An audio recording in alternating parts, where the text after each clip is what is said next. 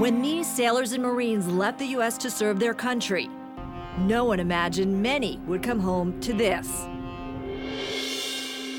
So you know people who were affected in this house? Yes. And then over in this house, and that house. Norfolk Naval Base in Virginia is the largest in the world, home to the U.S. Atlantic Fleet. But it's facing a crisis. I'm, in essence, combating a war on two fronts. I don't feel safe in these houses. I've never not felt safe in a house.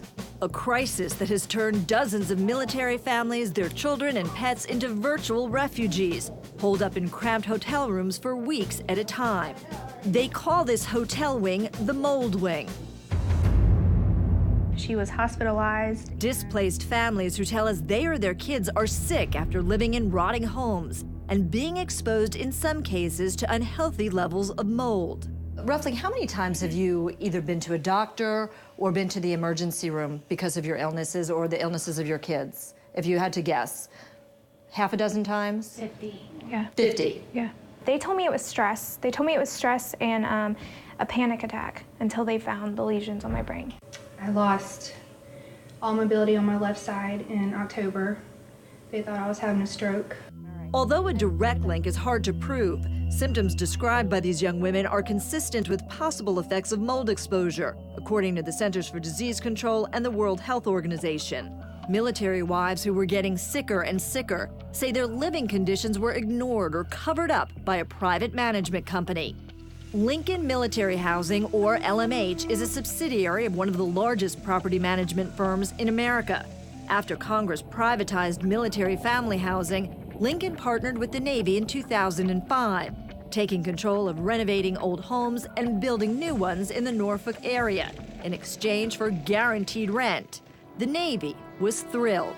Our long-term partnership with Lincoln has been extremely successful. We've been able to accomplish things in terms of providing quality homes I don't think we ever would have accomplished. Gerald Bliss runs Lincoln Military Housing. Under the terms of the contract, within a 2-year period, all homes were supposed to be brought up to a suitable level. Was that done, in your opinion? And by suitable, I mean all of them livable. Yes, I believe it was, under the terms of our agreement with the Navy. We have an obligation to the families. We want to provide them great housing, suitable housing, comfortable housing.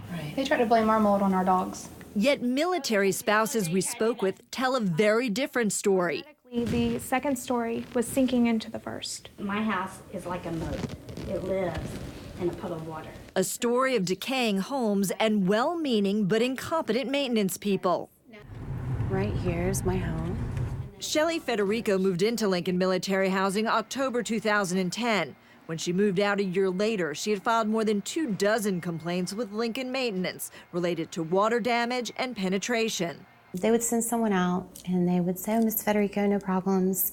We're just gonna need to caulk your window." Shelley says she developed intense stomach and sinus problems, persistent headaches, skin lesions, and chronic fatigue. Doctors could find no cause, but she says it clicked the day a maintenance man came to remove a section of bedroom wall. He started taking the insulation out of the walls, and as he was carrying it through my house, there was water dripping out of the insulation that he had just gathered from the wall. As soon as he did that, I immediately started projectile vomiting. My eyes started to swell. It started to get very hard for me to breathe.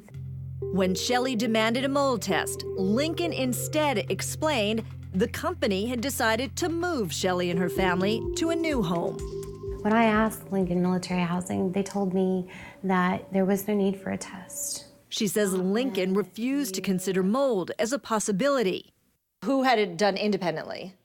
All of you. Paying up to $500 each, Shelley and others hired their own mold inspectors. Results confirmed what they already suspected. So one of the readings was 33,000. What's a normal reading? 0.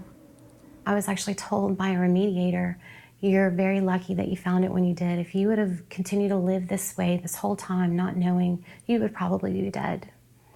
All right, this is Shelley Federico's house. Lincoln's Gerald Bliss took us to see Shelley's former home, which remains vacant because it's now the focus of a lawsuit.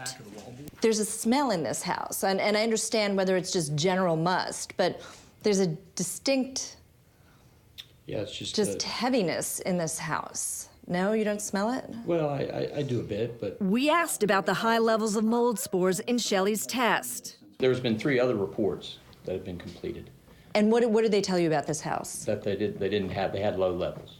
Lower levels in the report that I saw. Yes. But CNN reviewed 2 of the mold reports, both of which confirmed significant levels of mold.